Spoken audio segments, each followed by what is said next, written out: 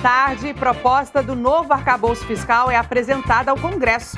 O presidente Lula assina projeto do Piso Nacional da Enfermagem e governo volta atrás na taxação de encomendas internacionais. Você acompanha também. Neste 19 de abril, o Brasil comemora pela primeira vez o Dia dos Povos Indígenas. Eu sou Emília Bisotto e te convido a continuar aqui com a gente. O programa Central do Brasil desta quarta-feira está começando agora.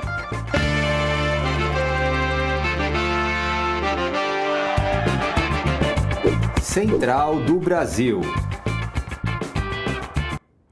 O presidente Lula e a equipe econômica do governo entregaram ontem ao Congresso Nacional o projeto de lei complementar que formaliza a criação do arcabouço fiscal. A nova regra substitui o teto de gastos e tem o objetivo de equilibrar as contas públicas. O novo arcabouço estabelece que os aumentos de gastos do governo devem corresponder a 70% do crescimento da arrecadação. O texto final prevê 13 despesas que ficarão de fora desse sistema de freios. Alguns deles são os gastos com transferências constitucionais para estados e municípios, o pagamento do piso da enfermagem, despesas com a justiça eleitoral e recursos para as universidades, entre outras áreas. O presidente da Câmara, Arthur Lira, acredita que o texto terá um bom resultado no Congresso e deve ser votado até o dia 10 de maio. E também na data de ontem, o presidente Lula assinou o projeto que prevê uma abertura orçamentária para pagar o novo piso nacional da enfermagem. O texto autoriza o repasse de 7 bilhões de reais para o custeio do salário de enfermeiros, técnicos e auxiliares. A proposta agora será analisada pelo Congresso. O piso havia sido aprovado em setembro do ano passado pela Câmara dos Deputados, mas o Supremo Tribunal Federal suspendeu a medida porque o texto não previa a origem dos recursos para financiar o reajuste da categoria. O governo federal decidiu manter a isenção fiscal para mercadorias importadas de pessoa física para pessoa física, com valor de até $50. A equipe econômica havia informado que sites internacionais de compra burlavam o sistema, se beneficiando ilegalmente dessa regra. Para reprimir essa prática, o ministro Haddad chegou a anunciar o fim dessa isenção, mas a proposta repercutiu negativamente. O presidente Lula orientou a equipe econômica a encontrar outra solução para o problema. Haddad reforçou que a isenção vale apenas para transações entre pessoas físicas e não pode ser aplicada para negociações entre empresas e clientes. Ele disse que pretende aumentar a fiscalização e taxar as empresas que falsificam remetentes para usufruir do direito à isenção. O presidente Lula voltou a defender uma solução pacífica para a guerra na Ucrânia e comentou que os efeitos do conflito são negativos para o mundo todo. A declaração foi dada durante a recepção ao presidente da Romênia, ontem em Brasília. Vamos conferir. Ao mesmo tempo em que meu governo condena a violação da integridade territorial da Ucrânia, defendemos uma solução política negociada para o conflito. Falei da nossa preocupação com os efeitos da guerra, que extrapolam o continente europeu. Câmeras do circuito interno do Palácio do Planalto mostram que o ministro do Gabinete de Segurança Institucional, General Gonçalves Dias, e outros funcionários da pasta circularam pelos corredores do Planalto junto aos golpistas no dia 8 de janeiro. As imagens de 22 câmeras foram obtidas com exclusividade pela CNN e totalizam 160 horas de gravação. Elas mostram seguranças do GSI deixando seus postos quando o palácio foi invadido. Um funcionário do gabinete aparece dando sinal de joia para um golpista que filmava os atos e depois abrindo uma porta para que os invasores pegassem copos de água. Um outro militar do órgão aparece cumprimentando os golpistas. As imagens mostram Gonçalves Dias abrindo uma porta e indicando o local de saída do Palácio do Planalto. Nenhuma ação foi feita para deter os golpistas. Em nota, o GSI afirmou que a atuação dos agentes de segurança foi, em primeiro momento, no sentido de evacuar os 4º e 3º pisos do Palácio do Planalto, concentrando os manifestantes no 2º andar, onde, depois de aguardar o reforço do pelotão de choque da Polícia Militar do Distrito Federal, foi possível realizar a prisão dos mesmos. Hoje à tarde, o general Gonçalves Dias tem ida marcada à Câmara dos Deputados para falar sobre as ações da pasta no dia 8 de janeiro. O turismo é a principal atividade econômica de Cuba. Nosso repórter Gabriel Lopes conversou com trabalhadores do setor e eles são unânimes. Quem quiser aproveitar mesmo a ilha deve estar disposto a ouvir e conhecer o modo de vida do país. Em Cuba, o turismo vem crescendo desde os anos 90 e hoje é responsável por 60% do PIB. Assim como em outras áreas, nem todo negócio é estatal. Muitos cubanos optam por abrir suas casas para acomodar estrangeiros. Los que empezaron con esto eran las personas que vivían alrededor de los hoteles y que empezaron a alquilarles a turistas, muchas veces ni por dinero, sino sencillamente porque esos turistas llegaban, querían conocer cómo vivía el cubano, cómo comía, entonces el extranjero iba, compraba la comida y entonces ahí cocinaban y comían toda la familia de lo que el turista compraba, entonces no le cobraba. Ya después se fue normalizando, había gente que decía, no, yo no quiero solamente que me pongan comida en la mesa, necesito arreglar la casa, esto, y para eso necesito dinero, entonces ahí empiezan a cobrarle al turista. Y a partir del momento en que ya esto se hace extensivo, que el gobierno se da cuenta que hay un flujo de turismo que se está escapando de los hoteles porque se va hacia las casas particulares, entonces se regulariza el proceso, se ponen los impuestos. Além de ter algumas das mais belas praias do mundo, Cuba é marcante por sua história, sua cultura e sua política. Cuba no se parece a nadie. Y eso es algo que yo misma he contactado, pero además que ellos lo dicen. Esas calles que no están, no te invaden los carteles, las propagandas. Yo, por ejemplo, voy a México y quiero ver tanto que me vuelvo loca, no logro cantar las cosas, ¿entiendes? Aquí tú no te sientes agredido por eso. Eso es algo que también los turistas disfrutan. No solo en las calles, incluso en la televisión, el no tener propaganda, ¿cómo se dice? Comerciales, ese tipo de cosas, es comparando, ¿no? Y hay muchos que eso le llama la atención y vienen buscando ver esas diferencias, qué es lo diferente en Cuba. Por eso te digo que también es la perspectiva con que venga. Hay quien viene a ver esa diferencia, hay quien viene a criticar, hay quien viene con una idea romántica del socialismo y llega aquí y dice, pero este no es el socialismo que yo había pensado que había aquí, o todo lo contrario. Sí, yo pensaba que esto era peor y me he encontrado que hay mucha tranquilidad, mucha igualdad, no sé. Sí, que depende mucho con la perspectiva que venga. Quem trabalha com turismo em Cuba tem sempre que lidiar com a desinformação e com as notícias falsas sobre o país. Yo siempre le digo a todos los turistas cuando vienen que lo primero que tienen que hacer es dejar de comparar sus países con Cuba, porque lo diferente no se puede comparar, es sencillo y cada país tiene su peculiaridad.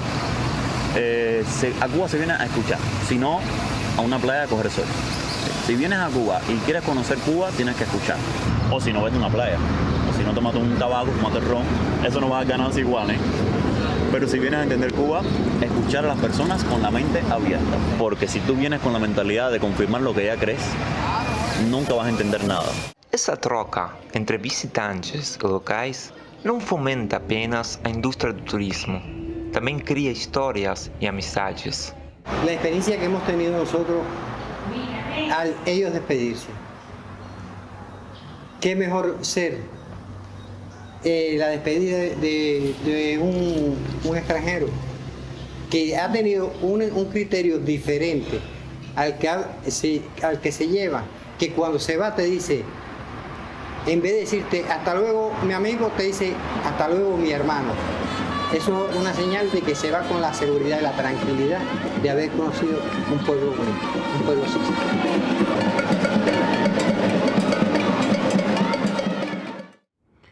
E hoje, atos contra o novo ensino médio serão realizados em várias cidades brasileiras. O repórter Afonso Bezerra está lá em Recife, está acompanhando toda essa movimentação. Boa tarde, Afonso. Conta pra gente como é que está a movimentação aí.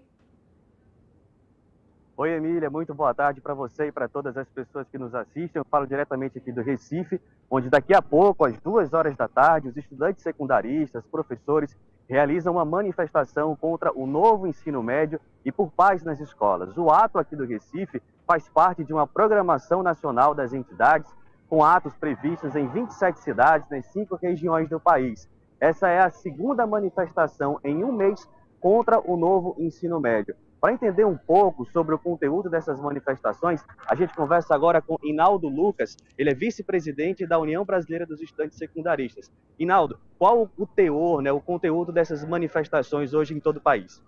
Manifestação é pela revogação do novo ensino médio imediata e também pela paz nas escolas, né? A gente viu que aconteceu nas escolas no último período no Brasil. Aqui no Recife, o ato vai acontecer aqui no centro do Recife, às 2 horas da tarde. Em Arco Verde já esteve hoje pela manhã, em Caruaru, em Garanhuns, desculpe, vai ser também às 2 da tarde, na Fonte Luminosa. Inaldo, fala um pouco por que os estudantes estão se posicionando contra o novo ensino médio. O novo ensino médio, o erro já começou desde o início, né, da sua criação, né? E a gente está vendo muitos erros que estão acontecendo, muitas questões dentro das nossas escolas, né? Estudantes que não estão tendo um real poder de escolha do que querem estudar. E o que tinha na proposta não está sendo cumprido, então ela já está com erro nesse quesito, né? E dentre outras coisas que vem nesse novo ensino médio, no pacote do novo ensino médio, né? A gente tem notado saber que prejudica as licenciaturas e os professores no modo geral, né? Então a gente tem esse entendimento de que a gente quer a revogação imediata, né? A gente sabe que o antigo modelo também tem esses problemas, mas também a gente defende que seja criado um comitê, uma conferência para que seja discutido esse novo ensino médio, essa contra-reforma. O tema da questão da segurança nas escolas também entra nos atos, né? Como é que vocês pretendem pautar esse assunto nas manifestações de hoje? A UBS lançou um manifesto, né, a paz nas escolas em decorrência do que está acontecendo, né? E a gente vai fazer essa leitura do manifesto aqui durante o ato. Depois nós vamos estar indo em todas as escolas que a gente conseguir para entregar esse documento ao diretor, à Secretaria de Educação, se ela não receber, e à governadora. Inaldo, fala mais um pouco qual a expectativa dos estudantes no diálogo com o governo federal em relação ao novo ensino médio, né? Foi aberta uma consulta pública, como está sendo a participação em relação a esse tópico com o governo federal? A gente, podemos dizer que ficamos ansiosos, né? Porque a gente tem no Brasil, onde os estudantes em várias categorias da nossa sociedade não estavam sendo ouvidos pelo poder público, no caso o governo federal, e com essas expectativas agora de realmente conseguir ser ouvido, que é o que a gente mais quer. Perfeito. Gente, nós conversamos com Inaldo Lucas, ele é vice-presidente da União Brasileira dos Estudantes Secundaristas aqui de Pernambuco. O ato, a manifestação prevista para começar às 2 horas da tarde, será aqui na área central do Recife, na Avenida Cruz Cabugá, bem perto aqui de um grande complexo de escolas estaduais de ensino médio e de ensino fundamental no centro do Recife. Vale recuperar um pouco que no início de março, o governo federal abriu uma consulta pública sobre o novo ensino médio. E no início de abril, depois das manifestações dos estudantes, o governo suspendeu por 60 dias trechos do cronograma de implementação do novo ensino médio, que se referia aos preparativos para o Enem de 2024. O Central do Brasil vai continuar acompanhando as manifestações aqui no Recife e em todo o Brasil. Voltamos com você aí no estúdio, Emília Bisotto. É isso aí, Afonso. Muito obrigada por todas as informações. Muito obrigada, Inaldo, pelas informações repassadas também aqui pra gente. Bom, e a seguir, no Dia dos Povos Indígenas, vamos conhecer um pouco da produção audiovisual dos Yanomami. Continue com a gente, o Central do Brasil volta já já.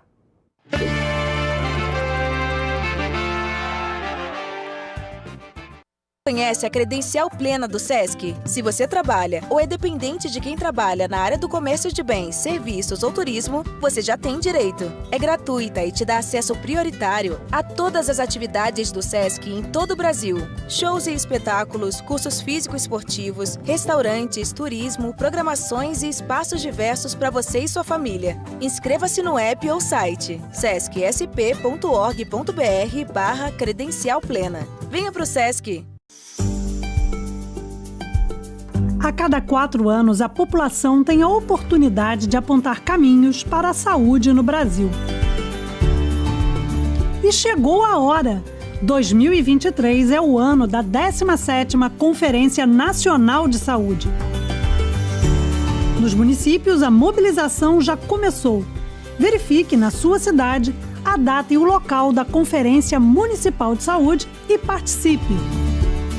17ª Conferência Nacional de Saúde. Amanhã vai ser outro dia.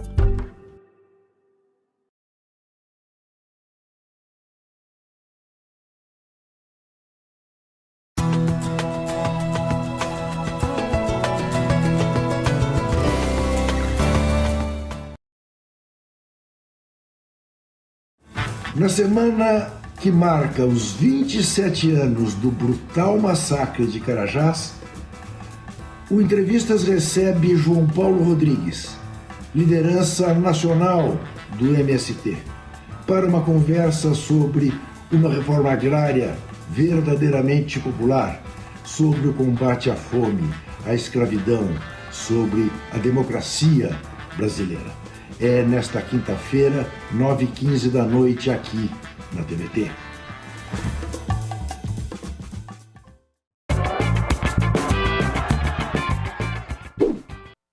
Estamos de volta com o Central do Brasil e agora para dizer que uma nova frente de investigação da Polícia Federal cita uma possível relação de facção criminosa com a defesa de Adélio Bispo, autor da facada contra o ex-presidente Jair Bolsonaro nas eleições de 2018. O atual comando da Polícia Federal vê como inconsistente a tese levantada pela investigação.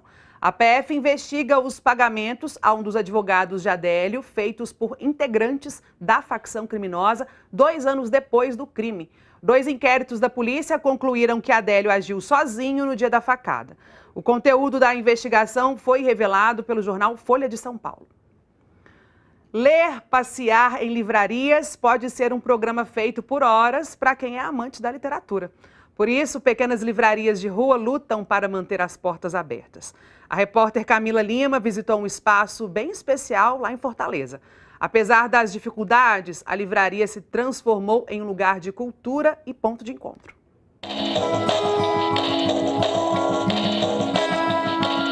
A universitária Carolina Alves lê muito. Mas além dos títulos impostos pelo curso de Ciências Sociais, ela está sempre atrás de uma nova leitura. Eu sinto que a imaginação deixa mais livre, sabe? A questão da imaginação, né? Porque nos filmes a gente já tem aquilo dali, né? Nos livros a gente abre mais espaço para a imaginação, né? E eu gosto muito porque normalmente quando eu estou lendo livro eu consigo, quase que entrar, assim. Eu acho esse processo muito legal. A internacionalista Luísa Filizola também integra o time de fanáticos por livros. Eu leio muito, acho que desde a pandemia ainda mais, assim, mais de um livro por semana. E eu gosto muito de ler ficção, assim, poesia, literatura, né? Toda vez que eu leio o livro nunca é um tempo desperdiçado, é sempre um tempo de engrandecimento, não importa qual livro seja. Às vezes não é uma leitura nem que muda a minha vida, mas eu sempre acho que eu saio melhor do que quando eu entrei. Valentina tem 6 anos e ainda nem aprendeu a ler, mas já encontrou seu jeitinho de decifrar as histórias dos livros. A gente vê e vendo a gente lê. Aí tu cria uma história, é? A gente faz a imagem, a gente vê a imagem e pensa como é que pode ser.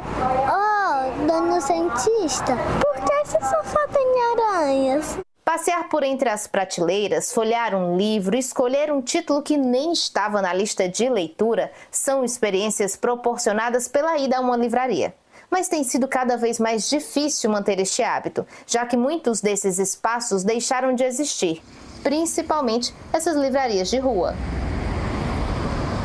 Na Avenida da Universidade, no bairro Benfica, uma charmosa casinha de fachada simples abriga a La Marca, um dos poucos espaços que ainda nadam contra a corrente para manter suas portas abertas. A livraria é aconchegante e aqui a compra de livros faz parte de uma experiência maior, já que é possível tomar um café, ouvir uma música ou marcar um encontro com os amigos. E eu acho que a gente precisa cada vez mais de espaços como esse aqui na Lamarca. A gente percebe que não se trata apenas da venda de livros, mas também de um espaço para agregar, de um espaço de convivência que estimula a formação do público leitor. Então isso é muito importante, principalmente no nosso país. A crise que assolou as mega livrarias, claro, reverberou também nos pequenos negócios. E esta livraria surgiu justamente num momento de forte crise do setor. Como a gente começou o negócio nesse momento e a gente foi entendendo depois dessas dificuldades, a gente foi crescendo à medida do que a gente também colocava, né? Eu trabalhei sempre fora, então sempre coloquei recursos dentro da livraria e a gente foi sempre jogando xadrez com as contas, né? 6 anos se passaram desde que a ideia de abrir um espaço físico para a venda de livros surgiu. Ao longo do tempo a estrutura melhorou e hoje a Lamarca conta com mais 14 mil títulos disponíveis. Mas os desafios de manter uma das últimas livrarias de rua da cidade também acompanharam a história de resistência deste espaço. A crise causada pela pandemia, para nós especificamente, fez com que a gente não conseguisse manter a regularidade do pagamento das editoras e da reposição dos livros com os lançamentos. Então hoje a principal dificuldade da gente é a gente ter um capital para poder regularizar a situação da livraria e conseguir voltar a fazer pedidos mensais de reposição e ter os lançamentos, né, e conseguir ter novamente uma relação comercial saudável com as editoras. Tenho muito pesar que em Fortaleza a gente ainda tenha poucos espaços, né, de livrarias como a Lamarca, que é um espaço de encontro, de passeio, então sempre que posso venho aqui e acho que a gente poderia, né, ter mais esses espaços. Enfim, são esses espaços de acolhimento, de você vem e faz um passeio, né? O comprar o livro faz parte do passeio, mas não é só isso. Então é encontrar com a cidade, é estar na cidade. Acho que sinto muita falta. Seria ótimo se a gente tivesse mais Lamarcas, uma Lamarca em cada bairro.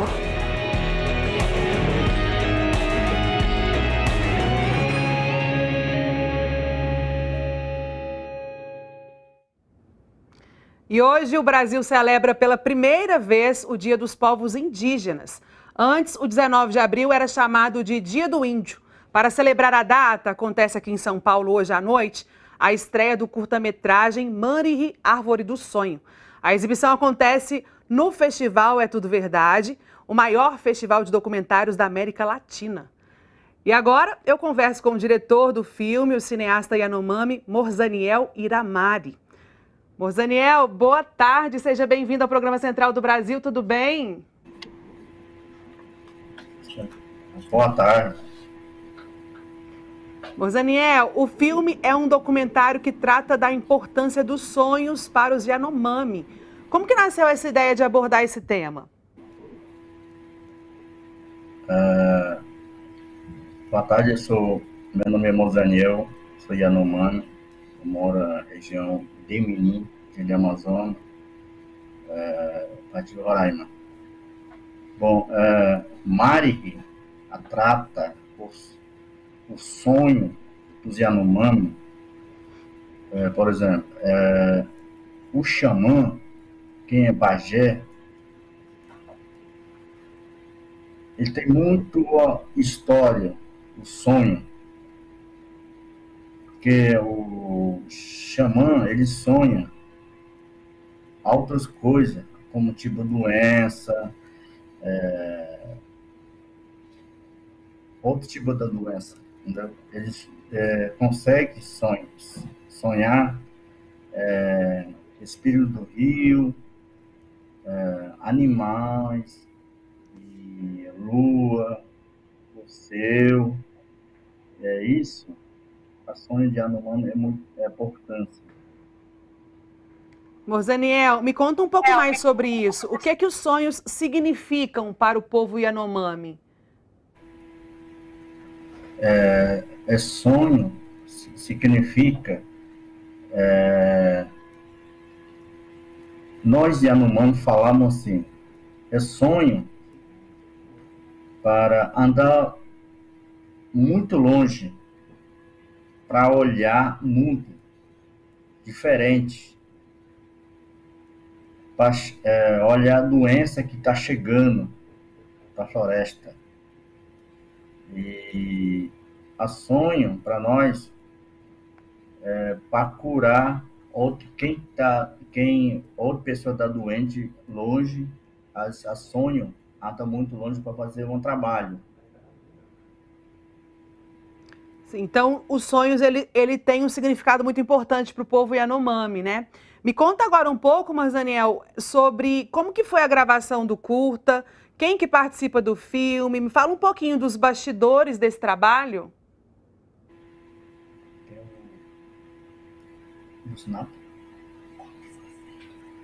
Tá. Esse é o filme que saiu, o nome do Mari, meu elenco é Mari Ri. Teve outras equipes me convidaram para mim fazer assim, imagem, filmar e um pouco da floresta, Yanomami, como que nós sonhamos, como nós percebemos sonho. Teve outras pessoas que me convidaram, indicaram meu nome, aí eu fui lá para trabalhar junto com eles, para fazer filmagem junto. Aí depois teve a montação do vídeo, do Mari Ri. E conta agora um pouquinho pra gente, como que você se tornou cineasta? Bom, como eu tornei cineasta Yanomami? Quando eu era criança, Davi foi começar a lutar direito do povo Yanomami para defender costume do Yanomami, a terra, a floresta, assim. Aí eu cresci, eu não sabia o que Davi estava lutando, Davi Copenau, eu não conhecia. Depois eu cresci, 10 anos, acho que 10 anos, 11 anos, 12 anos, eu vi uma câmera, essa pessoa que vinha fazer entrevista com o Davi, na época ele estava lutando. Aí eu via o cara que filmava, entrevistava eles pediam para os povos Yanomami pintasse tudo para representar, para mostrar suas culturas. Aí eles dançavam, aí o pessoal filmava, pegava imagens, entendeu? Aí que comecei a olhar a câmera. Eu pensava, será que o que é isso aqui de pessoa está fazendo? Está pegando imagem. Pessoa daqui, a imagem está saindo. Como que eles produzem essas imagens? O que eles vão fazer? Entendeu? Isso que eu tive muito, isso que eu comecei a pensar assim.